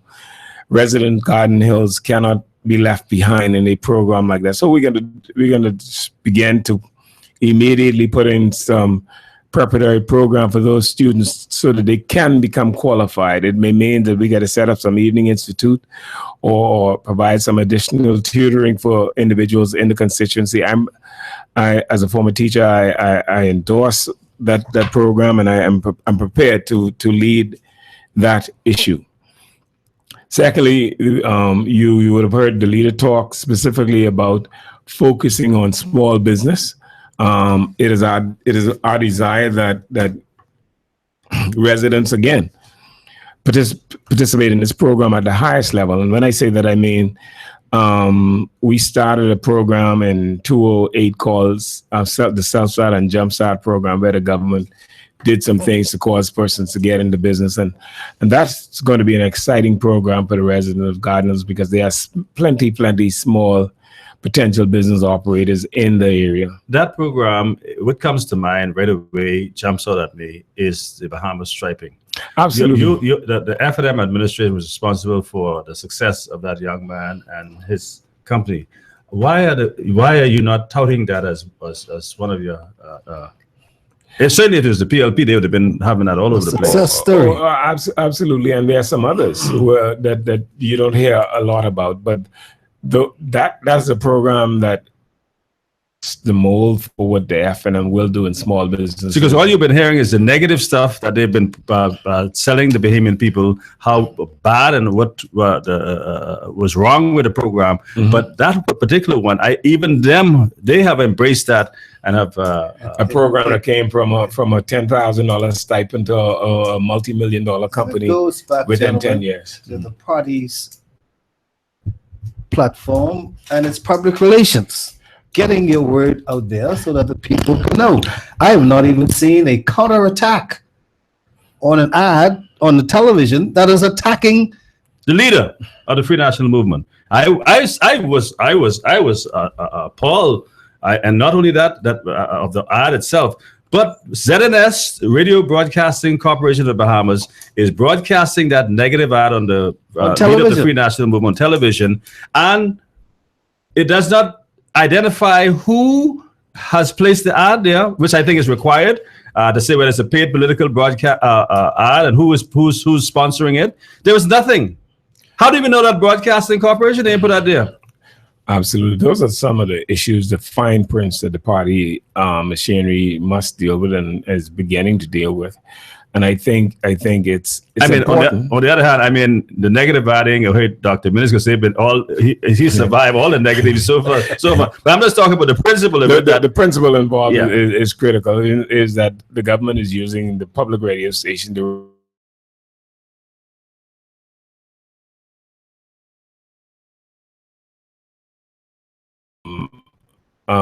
I guess if they haven't put a counter on, and I think we got to test it to put one on the Prime Minister, and let's see what ZNS does with it. Whether they accept it. Yes, I think they will determine it to be unethical behavior, and that's yellow journalism. That's how it don't seem like there's that zeal to challenge what's going on. We seem to be in a mood where we accept that they are government and they can do what they want to do. No, that's not true. We cannot allow them to do what they feel like. I also think there's an agency that should call IRCA that should deal with issues like that, and I guess IRCA has said so far that that's okay. And so nobody has raised the question. The only thing we got to do now is to put in place an ad against the Prime Minister, and let's see what ZNS does with it. Mm-hmm. Now, you wanted to talk to us about housing situation in this country. Absolutely. What are you discovering? I am not only shocked and amazed at what has happened with the quote-unquote government housing program in the Bahamas. You would note that the PLP has built less than 50 houses since 2012 for the Bahamian people. This is a government that Shane Gibson said was the factory for building houses. And what is remarkable about the two housing subdivisions that are off note is one that was built by Frankie Wilson, and this is a housing subdivision that started in. You would have started that, eh?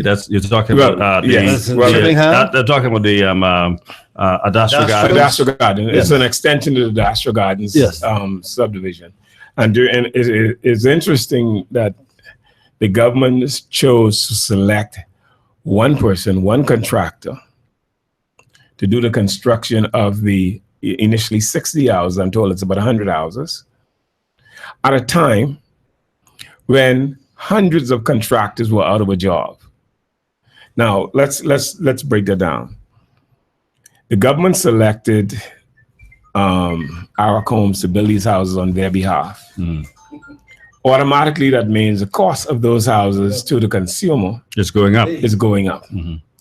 Because Arak Homes must now hire contractors who would ordinarily be building those homes for the government.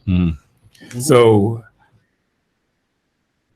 having subcontract to the contractors that would ordinarily be building for the government, the cost of those houses have gone up. I'm advised that the quality of the housing is in fact, it's less. The houses are smaller, and there are some specific problems with them, but that's what is. That is what is going on. Then there's another contractor.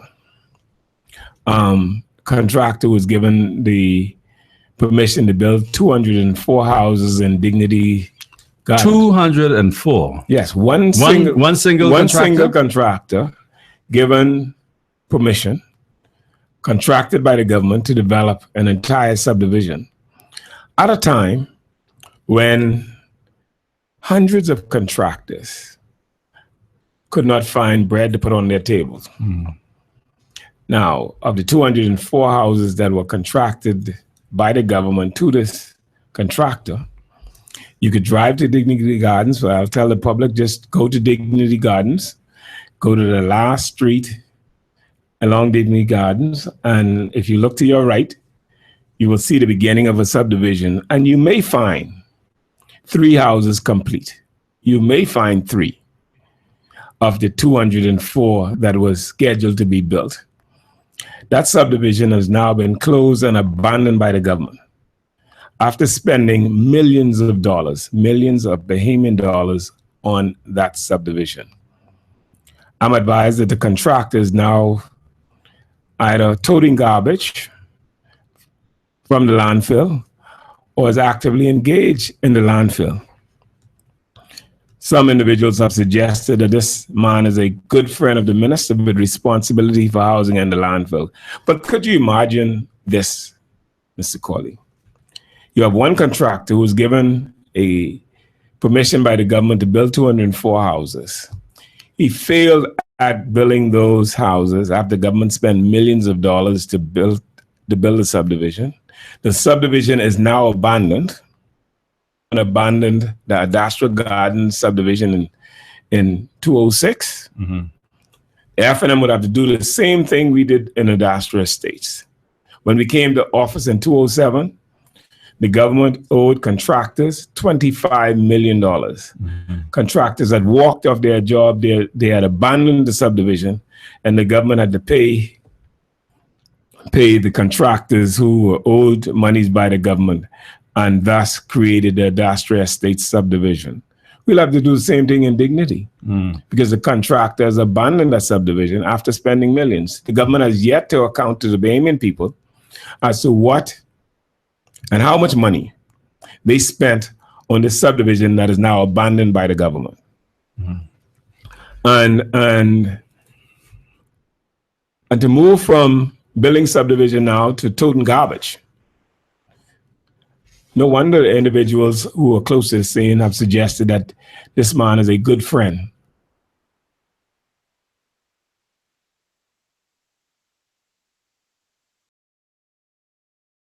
Fail at housing, and you now move to environment. He is perhaps the minister with responsibility for housing and environment, and that is shameful. And the government must account, and we will cause the government to account for the funds that they have spent on these subdivisions. Now, this particular contractor and others have been allowed to government's money to not live up to the deal of the contract that was issued to them, and to simply walk from one contract to the next. And you were talking about the dump earlier, and it brings to mind the fact that when we left office in 2012, the Ministry of Health and the Environment, or Ministry of the Environment, had 9 new dump trucks, a total of 22 garbage trucks in its possession, as its ownership. 9 of them that were bought in 2011. And if you look to brand new trucks? Brand new. 9 of them. 9 brand new bought in 2011. You look today, you can't find one. You can't find one. And you said you had a total of 22. 22 garbage trucks. In total, but 9 of them were new, brand new. 9 of them were brand new. And what about a tractor? Didn't you buy some tractors as well? That tractor was auctioned off to one of the minister's close friends. We took a picture. When you say auction off, they didn't need a tractor anymore? Perhaps a silent auction. Why would you auction off a brand new tractor? Perhaps the auction was silent, and I don't mean silent in the real way. Perhaps the auction was to tell one of my friends, I have this tractor, give me something for it. So because I know somebody, a contractor, wrote the Ministry of the Environment and said, you couldn't be serious about giving away this tractor with this amount.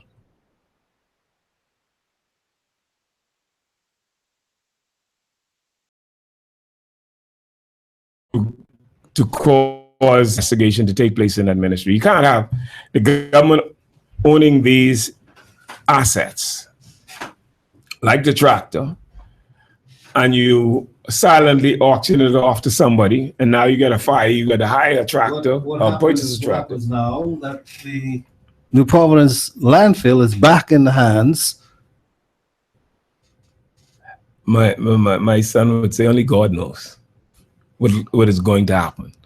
But the Bahamian people cannot allow the PLP to continue this waste, this abuse of power, and this waste in spending and not accounting for public funds. It cannot be right for the Minister of the Environment to come into office and have 9 new dump trucks. 3 years after he's been in the office, he does not have one. Dump trucks. What's the cost of one? Well, I don't know the specific cost. I know it's very high because they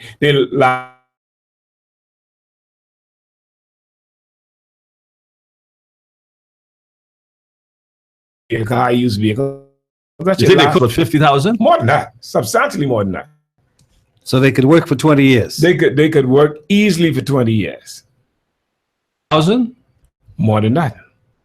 I know it's more than 100,000. So what you're saying to me here, and you're telling the Bahamian people that over $1 million worth of assets just disappear. I was told that some that's just for the new. That's just for the new trucks. The new trucks, and they use some of the trucks to as a scavenger or as something to replace the parts on other vehicles that were perhaps not owned by the government. And see, that is unfortunate. The Minister of the Environment must account to the Bahamian people for the 23 garbage trucks that he had in his possession that he met in operations when he became the Minister of the Environment. 9 of them, I know for a fact, was bought in 2011. So that is something that he's got to account to the Bahamian people for. And as one of my colleagues said, he was not, as a Minister of the Environment and Housing, he has forgotten that housing is a part of his ministry because he has not built any new subdivision. Well, I'm told at the Ministry of Housing or the Department of Housing, there's a list of about 1,200 names of people who are waiting or have applied for a low-cost home in New Providence. Martin, and you've just told us about a contractor abandoning a subdivision, absolutely no outcry about it. Martin, there are houses that were built in the Ministry of Housing, and you could go back to the newspapers where the minister told the public that he was going to have these houses occupied. There are still houses that we built in 2012, 5 years later, that are not occupied, not assigned to Bahamians. And Bahamians drive every day and cry every day and say, but Mr. Roll, I see this house vacant. Why can't I get it? And I say to them, quite frankly, it's because of the negligence of the Minister of Housing and the Environment, Minister of the Environment and Housing, because he believes, in my opinion, that the environment is his critical ministry and housing is not to be regarded as a part of a ministry. That's why he's built less than 50 houses since he became the Minister of Housing. And I believe that's the lowest total of houses built by the government for a very, very long time. I got a text here from one of our listeners who indicated that they were having the same thoughts about the negative ad that is on ZNS, but they said that they say at the bottom of it says PLP. But I'll have a look again and see. Probably it's very, because I didn't see it. I don't know if you saw it. The real point is, it is an attack ad. Well, and there's no counter attack. Well, that's a good point. That's a point too. But the main thing is, it appears that the PLP it was no sponsor. The PLP has taken a decision to go negative. And is that because they don't have anything positive to tell the Bahamian people what they've done to account for over the past 5 years, that they have now, they're the first one that gone negative. They're attacking Dr. Minnis personally in their negative ad. Is this what we expect to see going forward? And we'll be having reports where PLP supporters are engaging, confronting F&M supporters. Is this the kind of thing is this just a preview of what we expect during the election campaign? Well, when you borrow $1 billion in 2 years, and when you receive and cannot account for $1 billion in VAT money, that's $2 billion off the top that you can't account for, and you don't have anything to show for it. You're only left to go negative. You cannot, when you can't point to what you've done with the people's money, when you can't account for anything that you have done, any achievement that you have made, you have to begin to make it personal. And so the PLP knows that they have not done anything that you could specifically point to the Bahamian public. So they want to make this election a personal thing, and they want to attack you personally and to engage you on a personal level. I'm not into that battle of personal engagement, but I can be engaged in that fashion. Mm-hmm. But you can pick no fight, but you ain't running from none. Absolutely not, because I not only know what's happening, I have sources. Because of the long years I've spent in government, I built up sources. So I could get whatever ammunition I need to fight back. But the fact is that a government has nothing to show for $1 billion that they borrowed in the first 2 years in government, and usually governments take 4 or 5 years to reach the billion mark. And they break the billion mark in 2 years, and then they got this free money, as I call it, from VAT. And you know the story. Mr. Alcides decided to account for the VAT spending and forgot that the monies that they borrowed were also supposed to do the same thing that the VAT money that he was accounting for did. And so the Bahamian people got a choice to make. The Bahamas is at a crossroads. And I invite all Bahamians to look at what the PLP has done. And I said to the resident of Garden Hills, you've had the best example ever. You had me as your candidate for 5 years and representative for 5 years. Look at the things that I did compared to the things that was done by the present member of parliament, and make a judgment. I'm satisfied as a resident of Garden Hills, and it's not that I would know what was done, because I know I have contacts and friends and family all over Garden, so I know when something is taking place. So I say to them again, you had an opportunity to have me as your MP for 5 years, and you had Dr. Kendall Major for 5 years. Look at what he has done, not what he says, not what they talk about, because they're good at talk. They're good at talking. But look at what was done. I know, in fact, in the Garden Hills constituency, in Garden Hills number 1, where I live, nothing was done. Like I said to you before, just before the election in 2011, they brought in the plumbers with the water pipes, and they were going to connect the bathroom to city water. He's had 5 years to do it. The pipes can't find the fittings.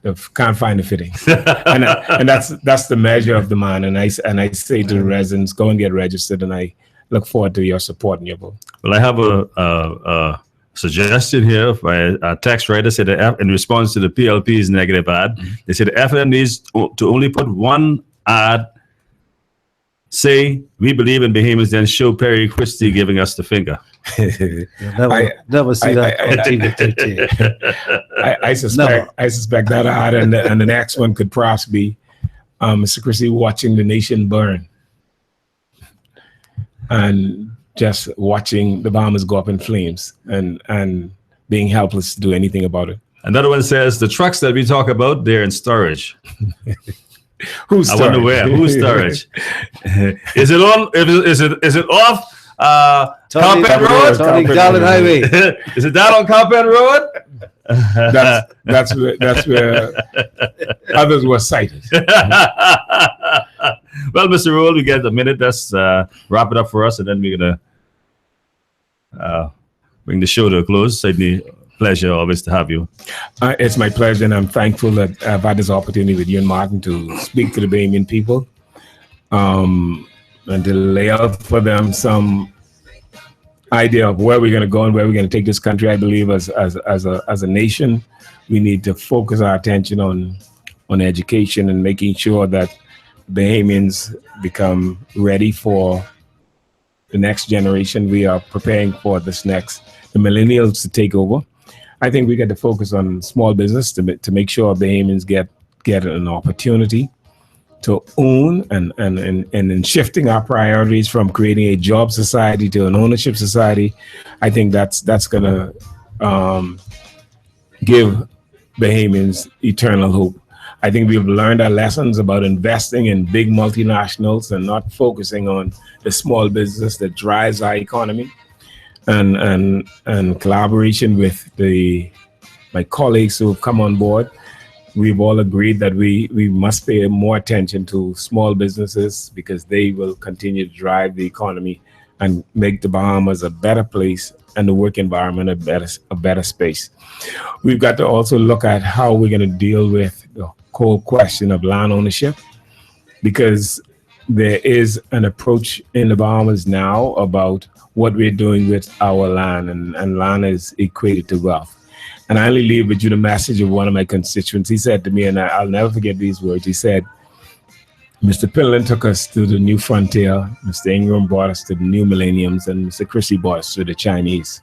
We've got to reverse that trend, and we've got to move forward so that Bahamians benefit. And I urge all Bahamians, particularly the residents of Garden Hills, to get registered and give the Free National Movement an opportunity to rebuild the Bahamas and make it a better place for all of us to work, play, and stay. Madden? Oh, thank you very much. I'm on my way to the Department of Lands and Surveys, going to investigate this report about there being mold at that establishment, and that at least one person may have died from some respiratory ailment. Whether it was associated with the mold or not, we're going to find out some things about it today. Yes. Well, I hope they don't have the police there to cross us way today. That'll be so nice. Knock us out of there. You have the camera? I have my camera. All right. Well, once again, Mr. Roll, we want to thank you very much for spending time with us today and speaking to the Bahamian people relative to the issues that are pertinent. And certainly we wish you all the best, and that we hope that you would continue to get your message across, and that the people of Garden Hills would again consider you after looking at have a measuring tool that they can look at what Mr. Major's done and what you've done and see who is the best to represent them. So once again, we want to thank you on behalf of my co-host Martin Albury, our producer and engineer. I'm your host Greg Colley. This has been Straight Talk, and today our show has been brought to you by Proud Mary, by Doc's Pharmacy, by Massa Assist, by Nature's Gift Fresh Roasted Peanuts, by Sammy's Chicken, by First Choice Appraisals and Sales, by Frankie Campbell and the Southern Shores F&M Association, by Geneva Brass Seafood, and also by LRD Construction. We'll see you tomorrow, God's willing. Tomorrow we have spoke to have a special guest. Tomorrow our guest will be former Minister of Agriculture and Fisheries and former Attorney General, Mr. Tennyson Wells. And we're going to ask Tennyson Wells about that land deal Since he was interested in purchasing, should give us some more insight on the Independence Shopping Center. He is a resident of Blue Estate. And he's also a resident of Blue Estate. So we're going to have a very exciting show tomorrow, ladies and gentlemen. Again, thank you very much to all our text writers, those who call into the show. We're going to thank you, and we'll see you tomorrow. This has been Straight Talk. Good afternoon.